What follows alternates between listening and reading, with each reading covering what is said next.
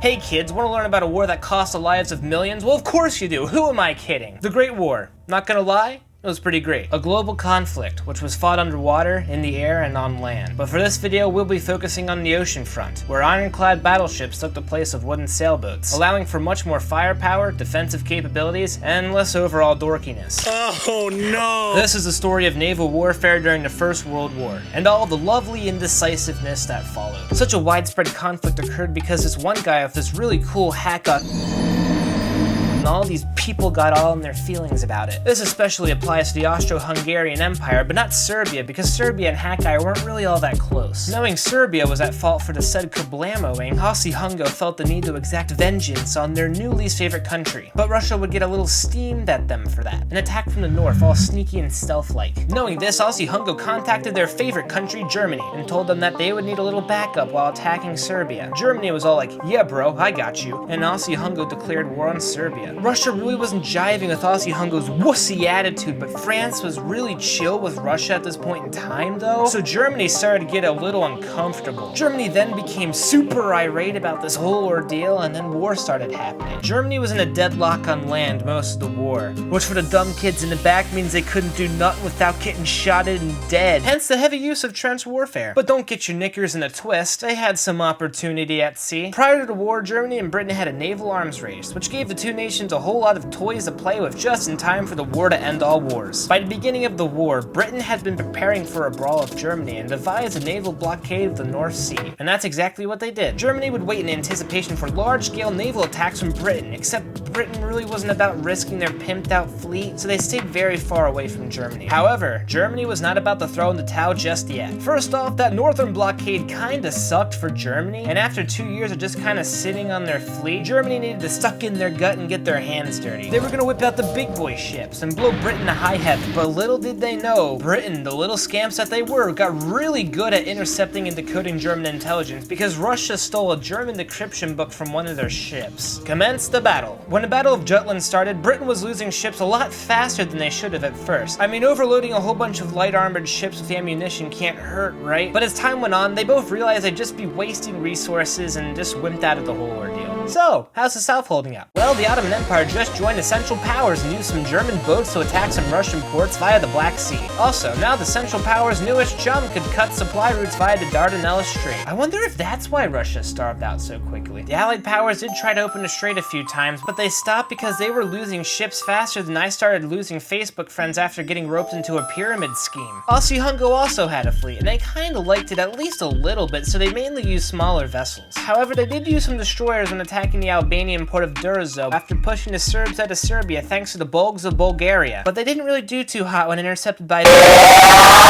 submarines don't like them, well now you do. These Chad-like war cylinders packed a major punch. Britain found this out the hard way after 3 British cruisers were sent to Davy Jones' locker with U-Boat U-9. They would usually be nice about sinking ships by warning people on board first, to look good. But after having a U-boat sunk by a merchant ship with super secret cool kid weapons aboard, their pretty chill and relatable guy reputation went out the dang window. By this point, they only had 25 U-boats and they'd use them pretty effectively. Within the first 2 months of merciless slaughter, they were able to sink 115 merchant ships, and you already know they were gonna do that a whole lot more. And along with those ships, they sunk their street cred as well. The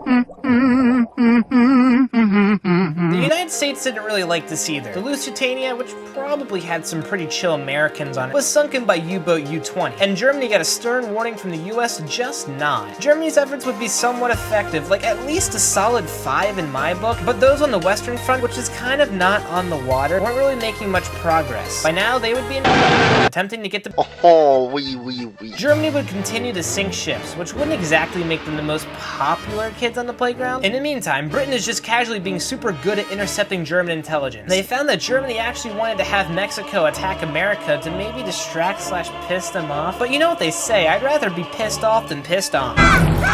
Britain then showed the message to the US, and they declared war on Germany. Lucky for them, Russia would soon be roped out of the war due to the Bolshevik Revolution, and would be utterly consumed by...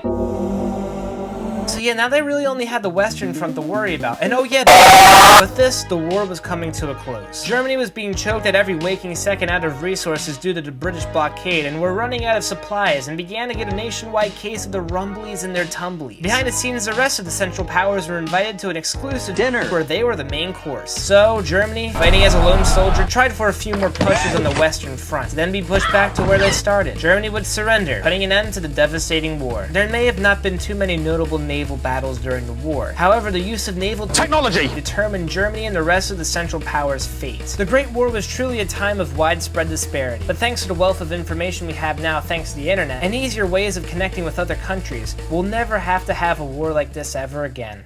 Oh, I wonder what that is outside.